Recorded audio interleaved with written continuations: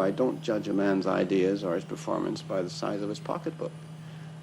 I look at what he does. I look at what he produces. And if he's rich or poor or black or white or French or English or red-haired, this is not important to me.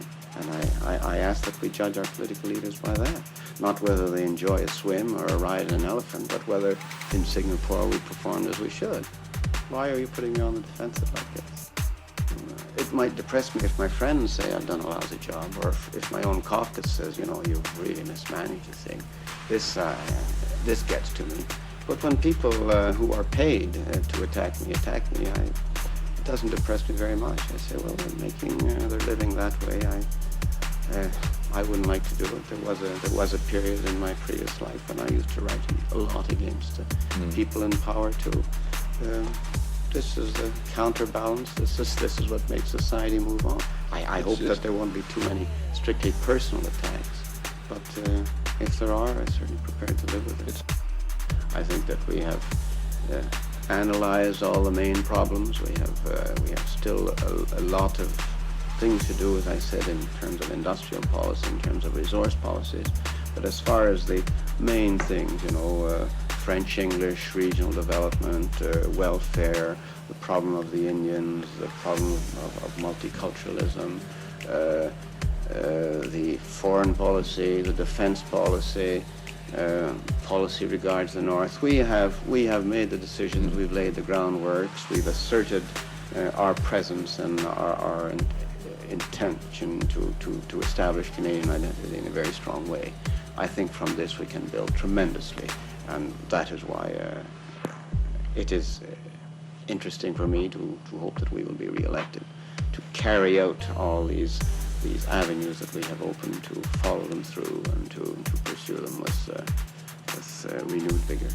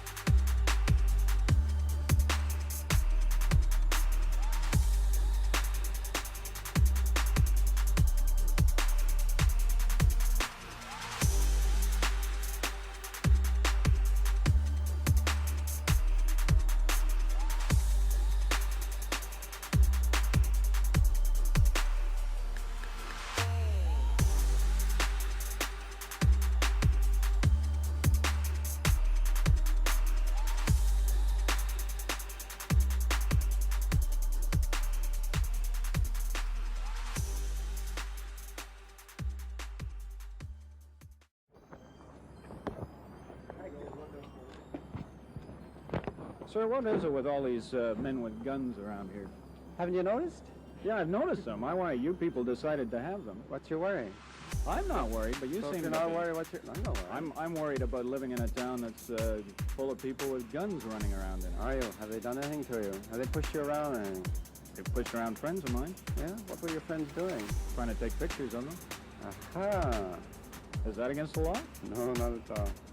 Well, Doesn't it worry you having a town that you got to resort to this kind of thing? It doesn't worry me. I think it's natural that if people are being abducted, that they be protected against such abduction. What would you do if a Quebec minister, another Quebec minister were abducted, or a federal minister? Well, but isn't that one of the... Is your position that you should give in to the 7 demands of the FLQ? And Not at all. My position's completely the opposite. what is your position? My position is that you don't give in to any of them. All right. But you don't protect yourselves against the possibility of blackmail. Well, how can you protect everybody that it's going to be a possible target without a much bigger military force, without putting somebody on everybody in the country, turning it into almost a police state? So what do you suggest? That will protect nobody. How can you protect them all? Well, you can't protect them all, but are you therefore arguing that you shouldn't protect any? Well, that's right. That's your position. Right. All right, so Pierre Laporte wasn't protected and he was abducted. If you had hindsight, would you not have preferred to protect him and Mr. Cross? Well, I'd say second guessing is pretty easy, but you can't all do right, it. but I'm asking you the first guess now. No, because it's impossible. It would have been impossible to protect cabinet ministers of the provincial government or diplomats? I would suspect so. With all the diplomats there are in this country, Well, we got a big army. you're going to use it up pretty fast at this rate. What do you mean at this rate? What, 6 and 7? I can interpolate something here. You Yeah. seem to be thinking this in your statement in the House this morning. You seem to be saying that you thought the press had been less than responsible in its coverage of the story so far. Could you elaborate on that? Not less than responsible. I was suggesting that I should perhaps use a bit more restraint, which you're not doing now. You're going to make a big news item of this, I'm sure. Well, with great respect, You know, it is a big news item. Yeah, but the main thing that the FLQ is trying to gain from this is a hell of a lot of publicity for the movement. And I'm suggesting that the more recognition you give to them, the greater their victory is. And I'm not interested in giving them a victory. But Would you, well, isn't would you surely agree with the proposition that perhaps it is would be wise to use less inflammatory terms than bandits when you talk of a bunch of people who have the lives of 2 men in their hands? you don't think they're bandits?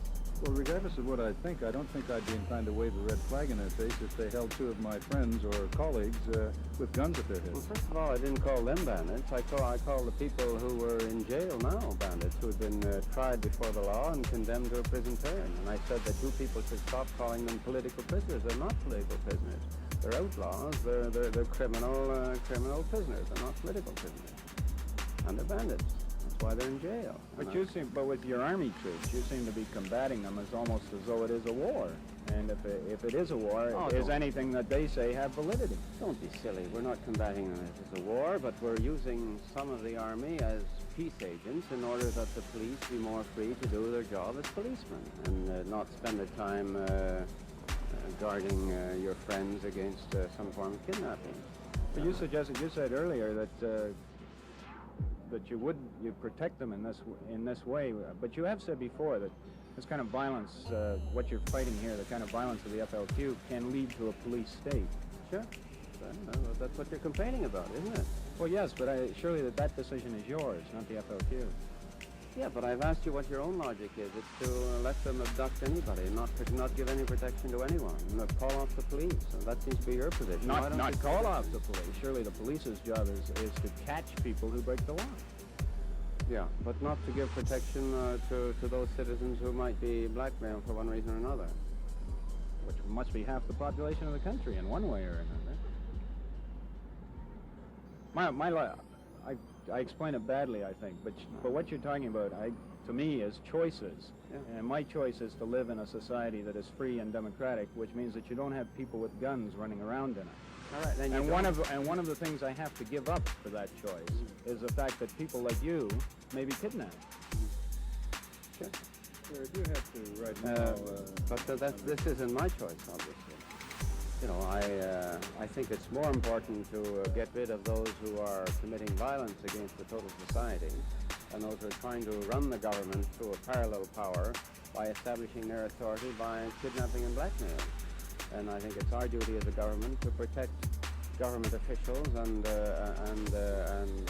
important people in our society against being used as tools in this blackmail. No, you don't agree to this, but I'm sure that, once again, with hindsight, you would have probably found it preferable if Mr. Cross and Mr. Laporte had been protected from kidnapping, which they weren't, because the steps we're taking now weren't taken. But even with your hindsight, I don't see how you can deny that. No, I still go back to the choices you have to make in the kind of society that you live in. Well, there's a lot of bleeding hearts around who just don't like to see people with helmets and guns. All I can say is go on and bleed, but it's more important to keep law and order in this society than to be worried about weak-kneed people who don't like the looks of a At any cost? At any cost? How far would you go with that? How far would you extend that? Well, just watch me. At reducing civil liberty? To that extent? To what extent? Well, if you extend this and you say, okay, you're going to do anything to protect them, this include wiretapping, reducing other civil liberties in some ways? Yes, I think the society must take every means at its disposal to defend itself against the emergence of a parallel power which defies the elected power in this country, and I think that goes to any distance.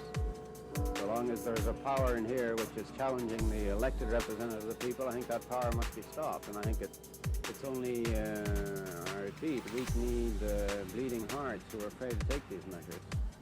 Excuse me, sir. You have been largely silent on this whole case, and understandably so. If you had anything to address to the abductors at this point, what would it be? I think Mr. Boisson stated the position yesterday, and I repeat it in the House, with which we agree completely. There's only one thing now that we're prepared to talk to them about. It's a way in which Mr. Cross and Mr. Laporte can be effectively released. This mechanism has to be dealt with first and foremost.